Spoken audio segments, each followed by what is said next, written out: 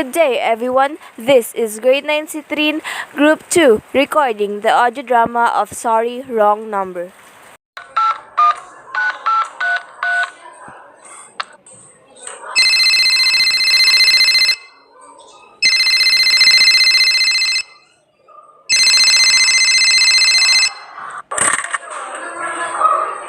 Oh dear.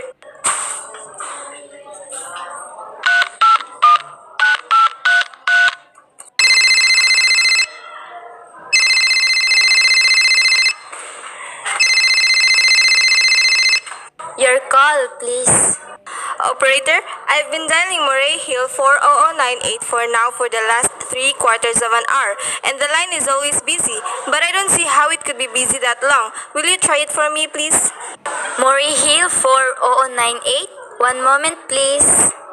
I don't see how it could be busy all the time. It's my husband's office. He's working late tonight, and I'm all alone here in the house. My health is very poor, and I've been feeling so nervous all day. Ringing Murray Hill 40098.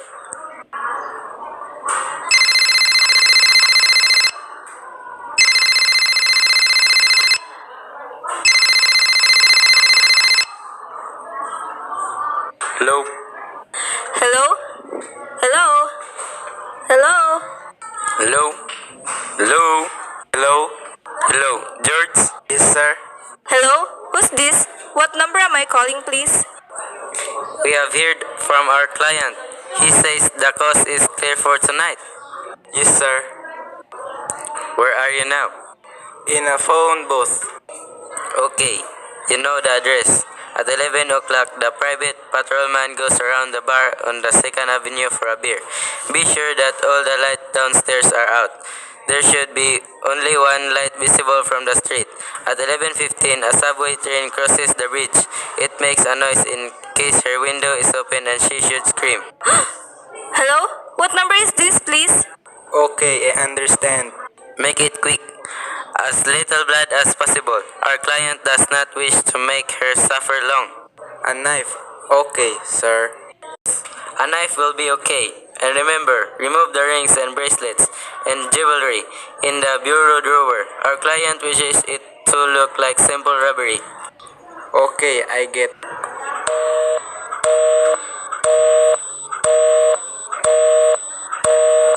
Oh! How awful! How unspeakably!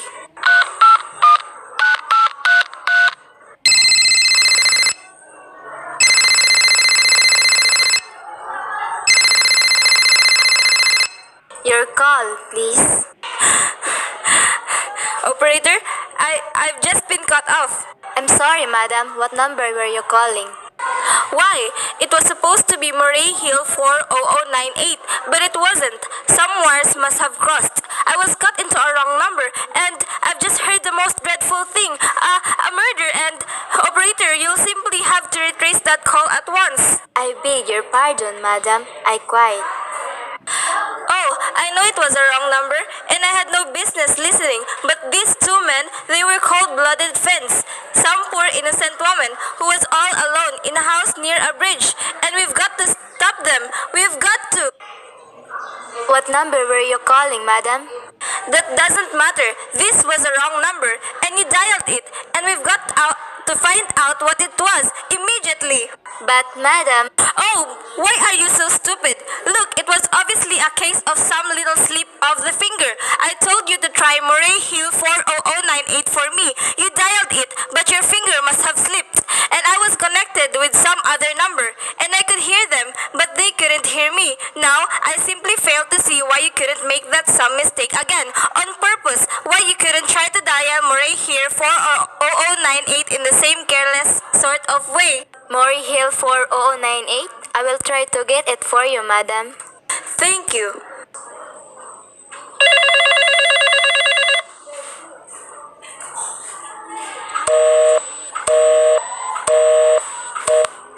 I'm sorry, Murray Hill 40098 is busy. Operator? Operator? Yes, madam. You didn't try to get that wrong number at all. I asked implicitly, and all you did was dial correctly. I am sorry, what number were you calling? Can't you, for once, forget what number I was calling and do something specific? Now, I want you to trace that call. It's my civic duty. It's your civic duty to trace that call and to apprehend those dangerous killers. And if you won't, I will connect you with the chief operator. Please.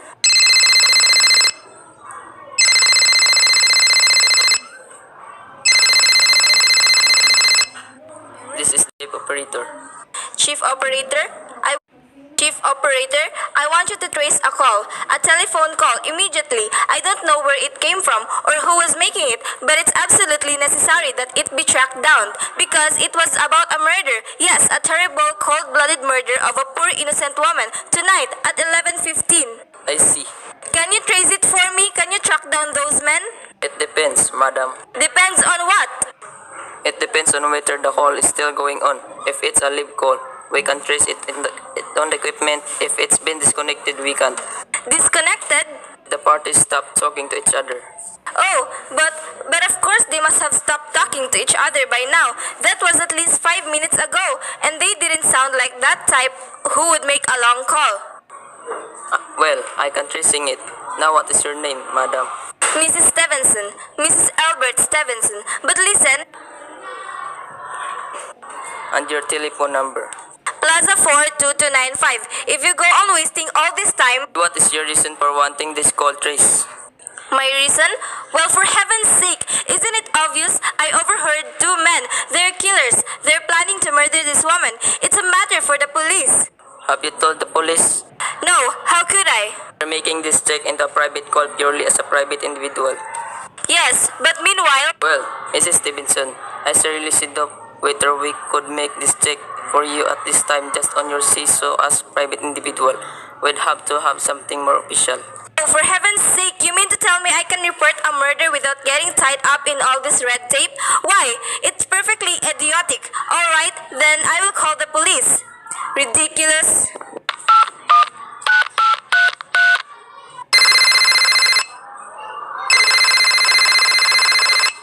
Your call, please. The police department, please. Ringing the police department.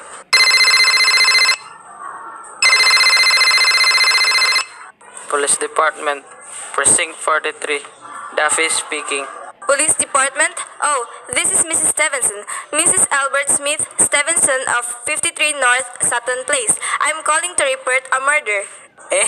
I mean, the murder hasn't been committed yet. I just overheard plans for it over the telephone, over wrong number that the operator gave me. I've been trying to trace down the call myself, but everybody is so stupid, and I guess in the end, you're the only people who could do anything. Yes, ma'am. It was a perfectly definite murder. I heard their plans distinctly. Two men were talking and they were going to murder some woman at 11:15 tonight. She lived in a house near a bridge. Yes, ma'am. And there was a private patrolman on the street. He was going to go around for a beer on 2nd Avenue, and there was some third man, a client, who was paying to have this poor woman murdered. They were going to take her rings and bracelets and use a knife. Well, it's unnerved me dreadfully, and I'm not well. I see. When was all this, ma'am? About 8 minutes ago. Oh, then you can do something. You do understand. And what is your name, ma'am? Mrs. Stevenson, Mrs. Albert Stevenson. And your address? 53 North Sutton Place. That's near a bridge, the Queensboro Bridge, you know, and we have a private patrolman on our street, and 2nd Avenue. And what was that number you were calling? Murray Hill 40098. But that wasn't the number I overheard. I mean, Murray Hill 40098 is my husband's office. He's working late tonight, and I was trying to reach him to ask him to come home. I'm an invalid, you know, and it's the maid's night off, and I hate to be alone, even though he says I'm perfectly safe as long as I have the telephone right beside my bed. Well, look into it, Mrs. Stevenson, and see if we can check it with the telephone company. But the telephone company said they couldn't check the call if the parties had stopped talking. I've taken care of that. Oh, yes? I feel you ought to do something far more immediate and drastic than just check the call. What good does checking the call do if they've stopped talking? By the time you track it down, they'll already have committed the murder. Well, take it off here. Lady, don't worry. Say the whole thing calls for a search, a complete and thorough search of the whole city. I'm very near a bridge, and I'm not far from 2nd Avenue, and I know I'd feel a whole lot better if you sent a radio car to this neighborhood at once. And what makes you think the murder going to be committed in your neighbor, ma'am? I don't know. This coincidence is so horrible. 2nd Avenue, the patrolman, the bridge. 2nd Avenue is a long street, ma'am. And do you happen to know what many bridges there in the city of New York alone? Not to mention Brooklyn State Island, Queens, and the Bronx. And how do you know there isn't some little house out on Staten Island? On some little 2nd Avenue you've never heard about. How do you know they were even talking about New York at all? I heard the call on the New York dialing system. How do you know it wasn't a long distance call you overheard? Telephone are funny things. Look, lady, why don't you look at this way? Supposing you hadn't broken in the telephone call. Supposing you good husband, way you always do.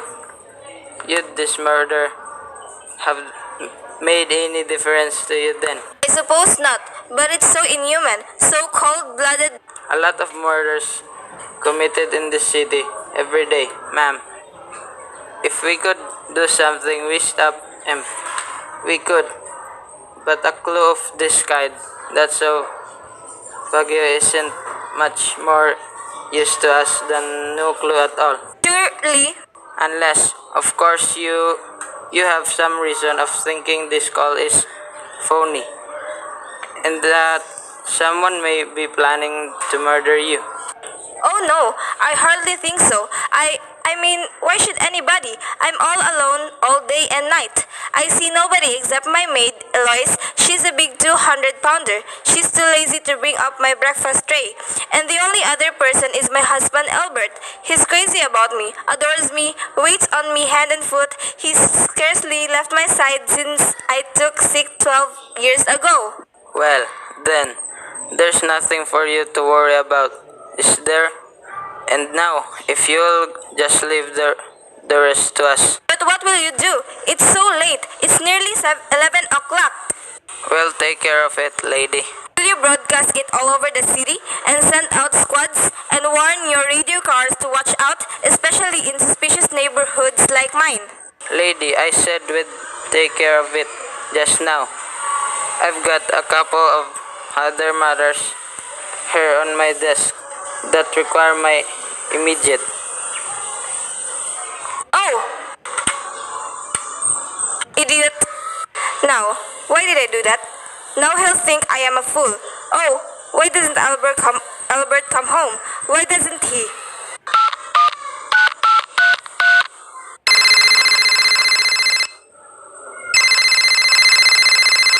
Your call, please.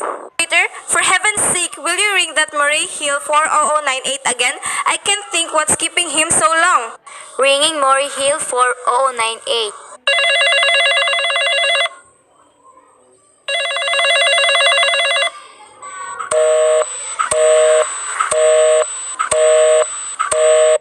The line is busy. Shall I? I can't hear it.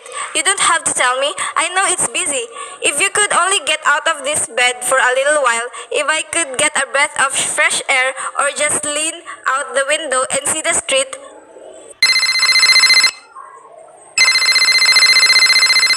Hello? Albert? Hello? Hello? Hello? Oh, what's the matter with this phone? Hello? Hello?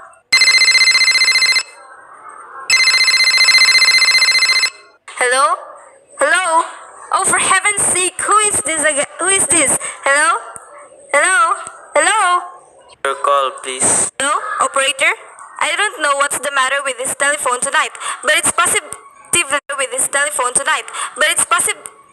driving me crazy. I've never seen such inefficient, miserable service. Now, look, I'm an invalid, and I'm very nervous, and I'm not supposed to be annoyed. But if this keeps on much longer, What seems to be trouble, madam? Well, everything's wrong. The whole world could be murdered for all you people care. And now my phone keeps ringing. Yes, madam. I'm supposed to be annoyed, but if Trouble, madam. well, everything's wrong. The whole world could be murdered.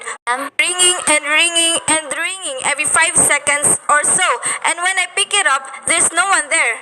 I'm sorry, madam. If you will hang up, I will test it for you. I don't want you to test it for me. I want you to put through that call, whatever it is, at once. I am afraid that is not possible, madam. Possible? And why? May I ask? The system is automatic.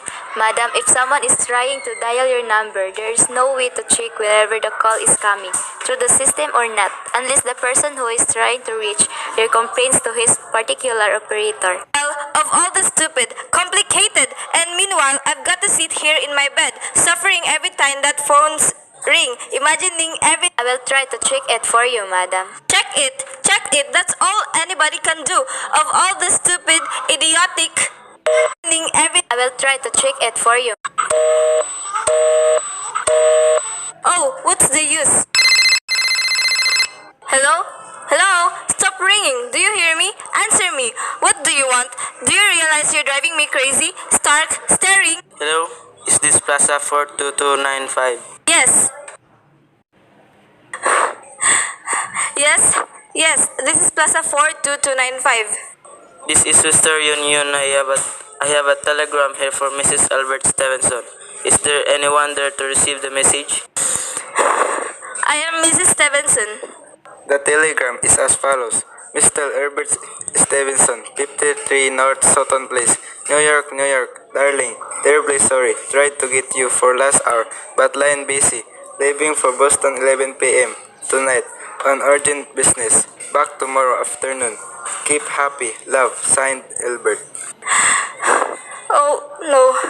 That is all, madam. Do you wish us to deliver a copy of the message? No, thank you. Madam, good night. Good night. No, it isn't true. He couldn't do it. Not when he knows I'll be all alone. It's some trick, some fiendish...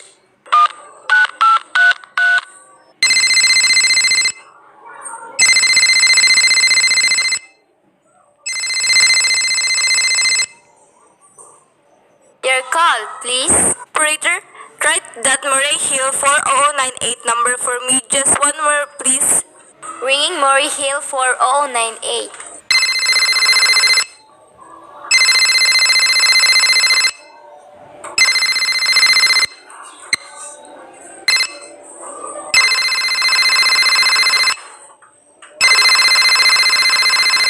It's gone.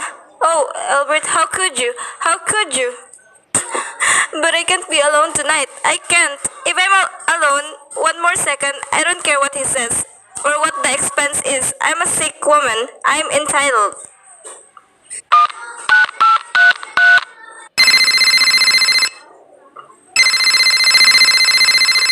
This is information. I want the telephone number of Hedgley Hospital. Hensley Hospital. Do you have the address, madam? It's somewhere in the 70s, though it's a very small, private, and exclusive hospital where I had my appendix out 2 years ago. Hensley, Henc. One moment, please. Hurry, and please, what is the time? I do not know, madam. You may find out the time by dialing Meridian 71212. Oh, for heaven's sake, couldn't you? The number of Hensley Hospital is Butterfield 70105, madam. Butterfield 70105.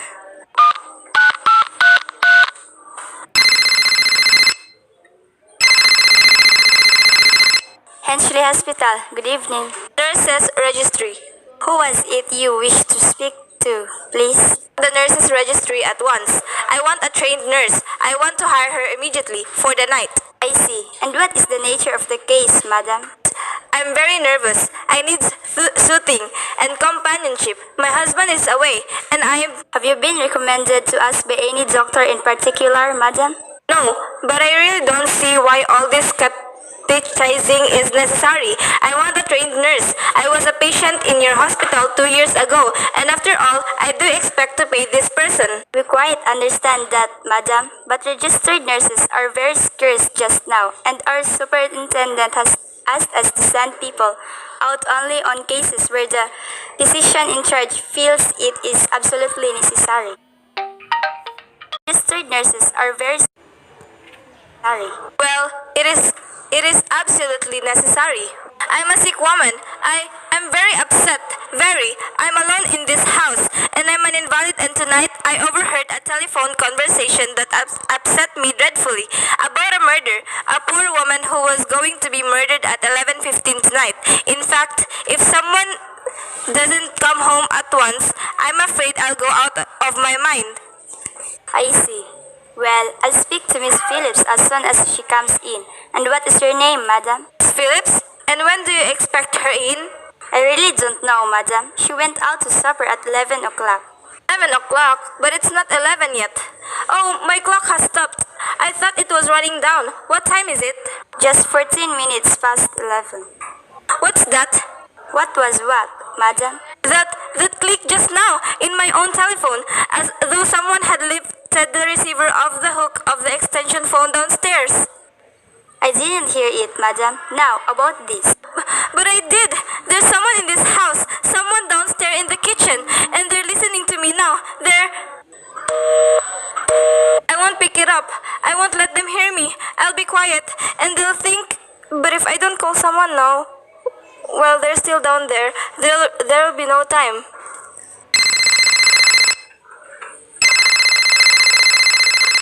Your call, please. Operator, I'm in desperate trouble. I cannot hear you, madam. Please speak louder. I don't care. There's someone listening. Can you hear me now? Your call, please. What number are you calling, madam? You've got to hear me. Oh, please, you've got to help me. There's someone in this house. Someone who's going to murder me. And you've got to get in touch with the... Oh, there it is. He's put it down. He's put down the extension. He's coming. He's coming up the stairs. Give me the police department. The police! Ringing the police department.